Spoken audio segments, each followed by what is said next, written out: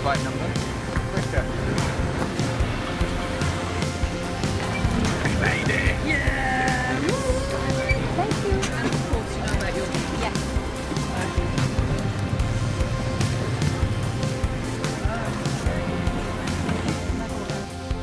He is arguably the most famous person in history. Over 2 billion people claim to follow him. That's 1/3 of the world's population.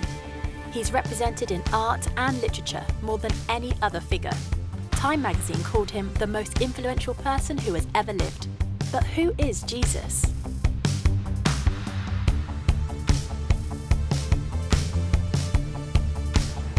Who is Jesus? I would say Jesus as a role model. Seemed like a good guy with some stand-up morals. I know there's like some sort of like things where he was like a real person. Did a lot of great things. Whether he's the son of God, I'm not sure. It's my friend, yeah. To me, Jesus has always, I guess, just been quite fictional. Someone, in my own opinion, that was maybe conjured. Just some bloke. Someone wrote a story about it. He saved us from our sins, isn't he? A good man, prophet. I think Jesus is a lovely guy. Brother, father. See, I don't know him personally, but No, I think he had some great values. The son of God. And he's also God at the same time, which I still find very confusing. It's like Nokia connecting people. Almost like a best friend that you can turn to at any given time, you know. He was a big little but I tell you what, he wasn't white. no. He's always there, thick and thin. For much of my life, I wasn't a Christian. I come from a family of trial lawyers, barristers. My father was a barrister, my mother was a barrister, my sister is a barrister, my son qualified as a barrister, my daughter qualified as a barrister, both my grandfathers on both sides were barristers, my uncle was a barrister. If we'd had a cat, it would definitely have been a barrister. My father was a Jew, a secular Jew. He escaped the Holocaust. Many of his family had died in the Holocaust. My mother was not a churchgoer. My father described himself as an agnostic, and I came to the conclusion that I was an atheist as a teenager, and I was quite an argumentative atheist. Not that I was out to convert people to atheism, but if anyone tried to convert me to Christianity, then I had a lot to say on the subject. And I was quite suspicious of Christians. I'd come across one or two of them in my gap year, and they had these smiles, which I found deeply suspicious. And in my first year at university, I had a room next door to my great friend, Nicky Lee. And I warned him against these Christians. I said, don't let them into your room, whatever you do. But it was too late.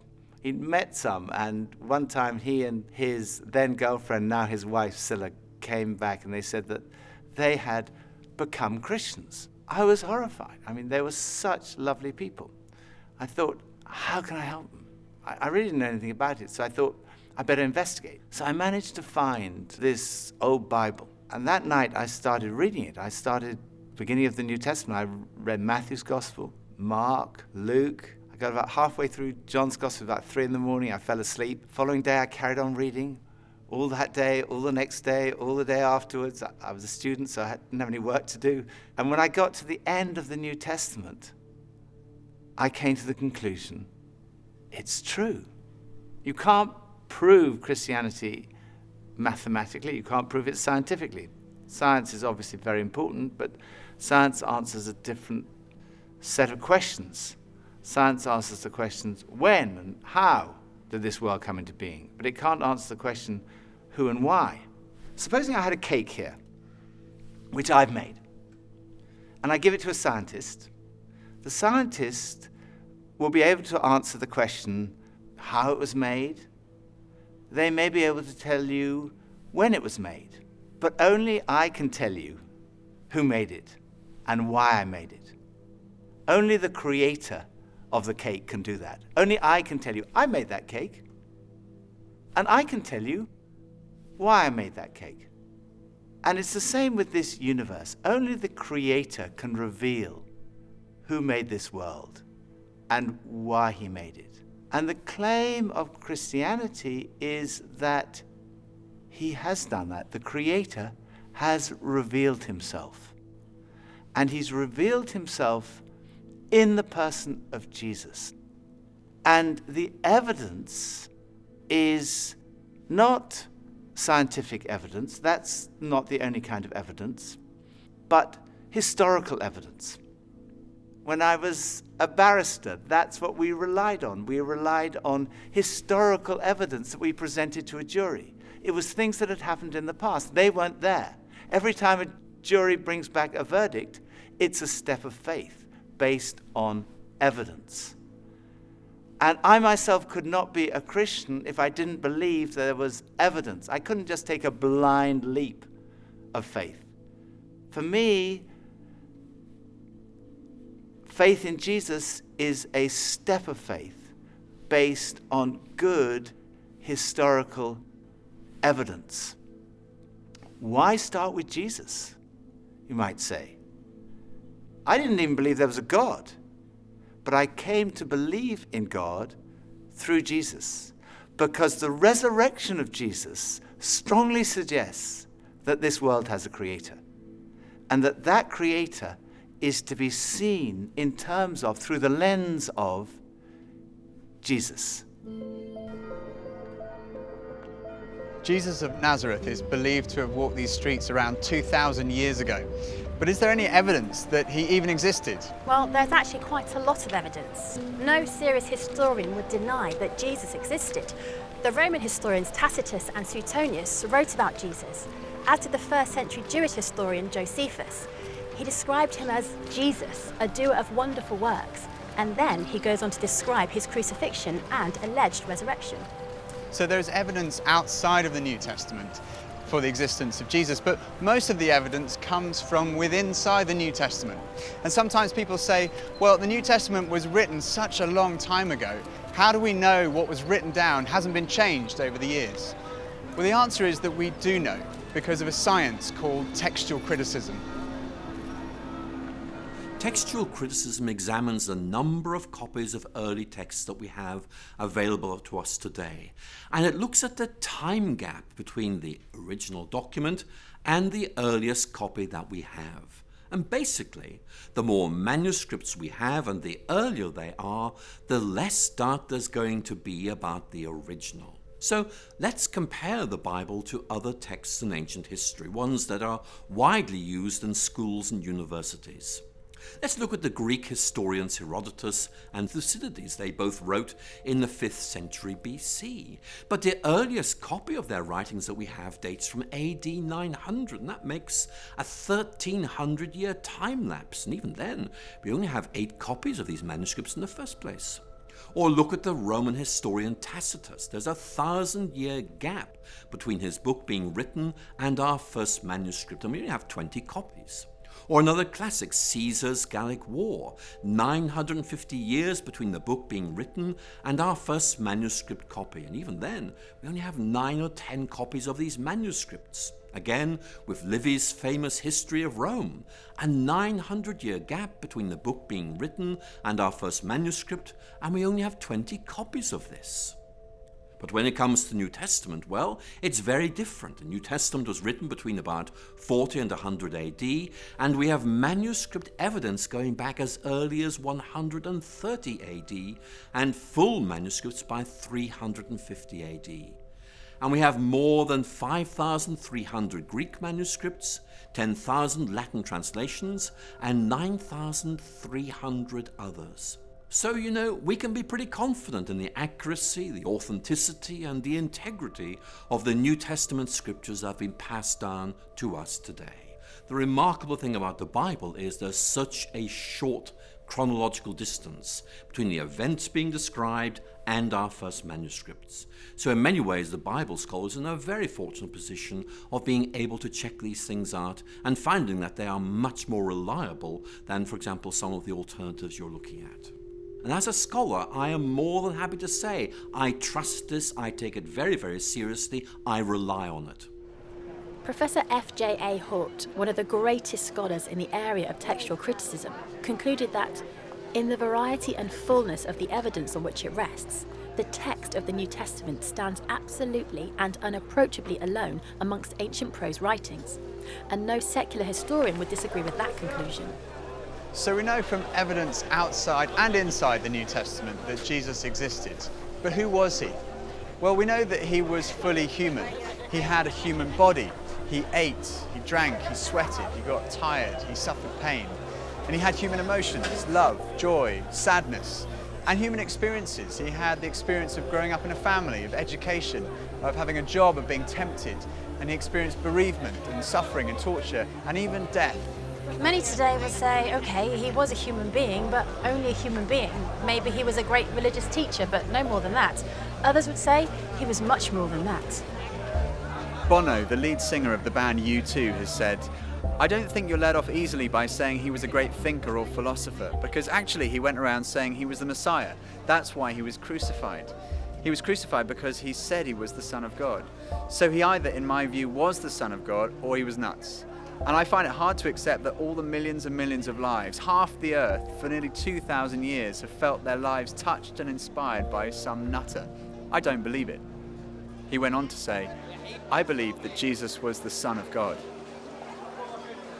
What evidence is there to suggest that Jesus was more than just a great religious teacher? There are two parts to this argument. The first is, what did Jesus think about himself? Because if Jesus didn't think he was God, that's the end of the argument. But if he did, the second part of the argument is, was he right? So, what did Jesus say about himself? First piece of evidence is the fact that his teaching was centered on himself. Most great religious teachers point away from themselves. They say, don't look at me, look at God. Jesus, who personified humility in pointing people to God, pointed to himself. He said, look at me, come to me. We've talked about this search for meaning and purpose, that feeling of like a spiritual hunger that other things don't quite satisfy. Jesus said, I am the bread of life. I'm the one who can satisfy that spiritual hunger. Addiction is a major problem in our society. Jesus said, if the Son, in other words, if he himself sets you free, you will be free indeed. Then there's all the stuff we carry around, worry, anxiety, guilt, fear. Jesus said, come to me, all you who are weary and burdened, and I will give you rest. He said, if you receive me, you receive God. If you welcome me, you welcome God. If you've seen me, you've seen God.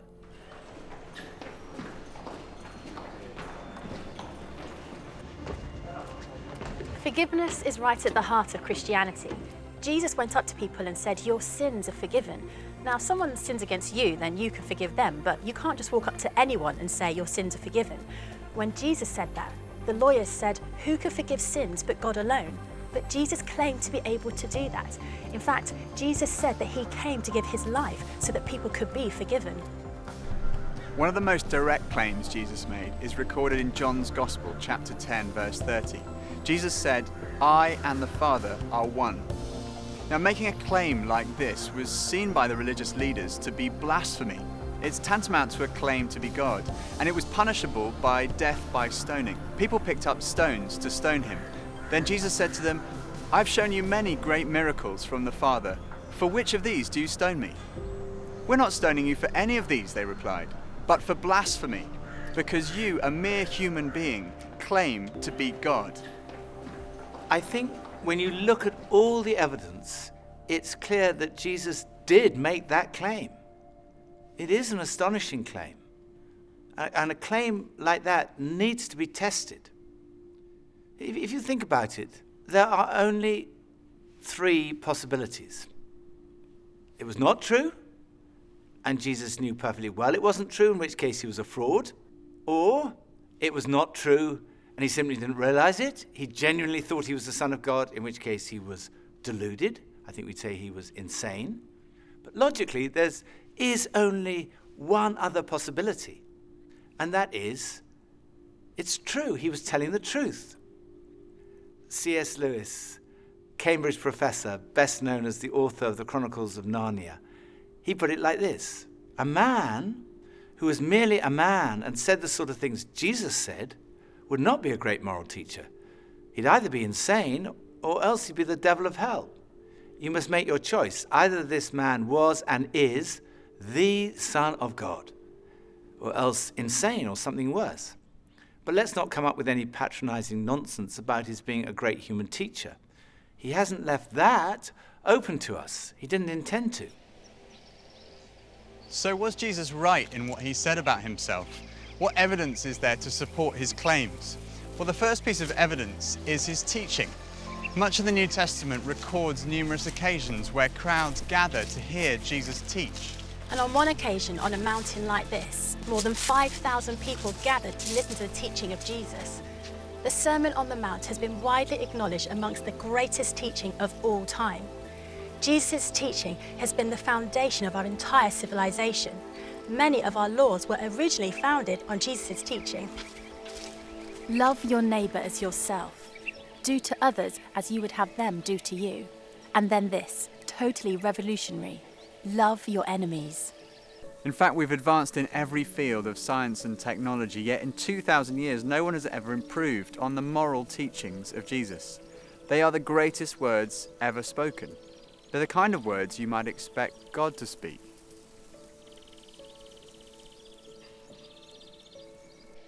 Another thing that marked Jesus' life was his love for the marginalised, feeding the hungry, healing the sick. His character has impressed millions who wouldn't call themselves Christians. Time magazine called him the most persistent symbol of purity, selflessness and love in the history of Western humanity. He was a person in whom even his enemies could find no fault, and whose friends said that he was without sin. It's been said that our character is truly tested when we're under pressure or in pain. And when Jesus was being tortured, he said, "Father, forgive them, for they do not know what they're doing." Another piece of evidence is his fulfillment of Old Testament prophecy. No one else in history has had a whole collection of books written about them before they were born. Jesus fulfilled over 300 Old Testament prophecies, 29 of them in a single day. Of course, it could be suggested he was a kind of clever con man who set out deliberately to deceive people. He read all these prophecies and he thought, right, I'm going to go through and I'm going to fulfill them all in my life. The difficulty with that theory is that, first of all, the sheer number of them. And then the fact that, humanly speaking, he had no control over many of these things. There were prophecies about the exact manner of his death, about the place of his burial, even about the place of his birth. Clever con man would be going around and saying, oh my goodness, I'm supposed to be born in Bethlehem. It's too late. Then the final piece of evidence, his conquest of death. The physical resurrection of Jesus is the cornerstone of Christianity. And this is relevant to every single one of us because we're all going to die. It's the ultimate statistic. 1 in 1 die. You go to a funeral. The coffin is lowered into the ground. It looks absolutely final. And it is. Unless Jesus died and was buried and then was raised to life. In which case, death has been conquered. But is this just wishful thinking?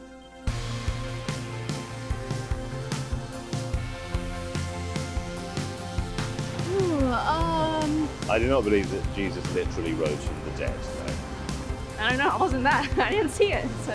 Did you hear stories about people like accidentally like going into a coma and then like waking up a couple days later? My inherent answer is still to say yes, but I can't explain why that was my answer. I am not sure, but I'm open to the idea of it. He rose from death just to tell us that, look, death is not the end. So we got a second chance. To prove that there was something else after life? I think he had unfinished business. Well, it could be used as a metaphor, right? Could have been a drug trip. I think it was to show that he actually was the Son of God. I don't know. I'm not too sure. I don't think he did actually. Well, yes. Well, Jesus is God, right? Jesus is God. Yeah. God is love, and we still have love. Yep. So he's clearly still here. There are 4 pieces of evidence for the resurrection. The first is his absence from the tomb.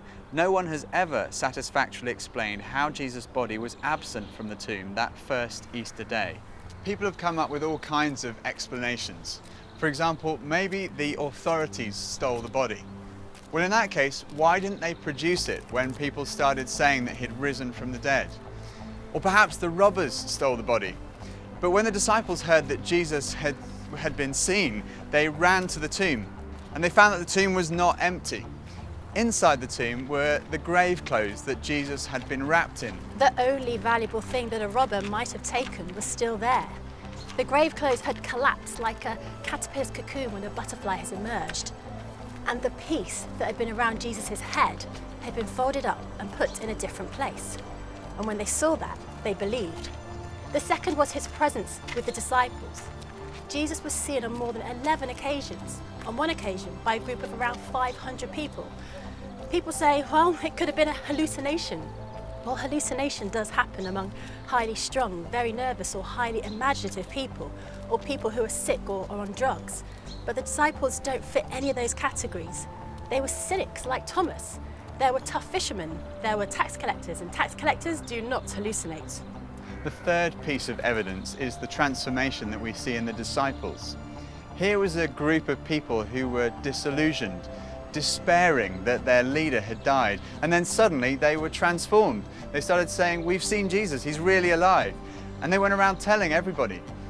Later on, practically all of them were killed, crucified, tortured, beheaded because of what they believed. And if they were deceiving people, all they had to do was say, no, it's not actually true. But they never said that because they knew it was true. It had totally transformed their lives. And as a result, this extraordinary movement swept around the whole known world. And it's a movement without precedent in the history of humanity. And fourth, it's still happening today. There are now over 2.3 billion Christians around the world, of every ethnicity, continent, nationality, economic, social and intellectual background. They all speak of this encounter with the risen Jesus Christ.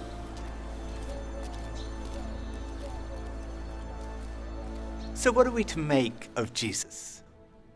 It seems to me clear that Jesus really did claim to be a man whose identity was God.